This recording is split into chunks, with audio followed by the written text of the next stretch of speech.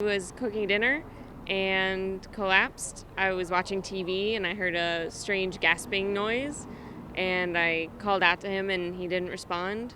And so I walked to the kitchen and he was unconscious on the floor. So I thought he was having a seizure. So initially I rolled him over onto his side, and I'm talking to him, trying to get him to respond, and he was unresponsive. I turned off the stove, unlocked the door, waiting for the paramedics to arrive, and then I called 911. And he stopped breathing, so I put him back on his back and started chest compressions. And when the crews arrived, they noticed that his wife was doing CPR on the middle of the kitchen floor. They delivered one shock and a dose of epinephrine, and when I arrived on scene, they told me that they had pulses back on the patient.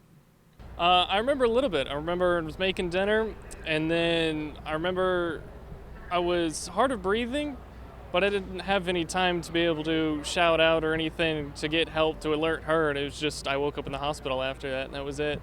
The important message here is that bystander CPR was the thing that changed Sean's outcome. His wife immediately started chest compressions when he went into cardiac arrest.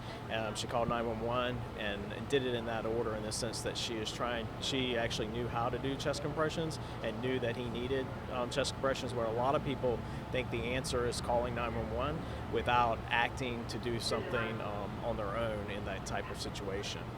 When it goes into cardiac arrest, it stops beating, but it quivers.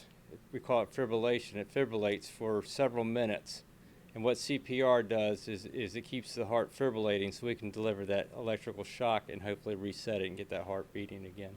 So that's the whole purpose of bystander CPR, is just to give us something better to work with when we get there.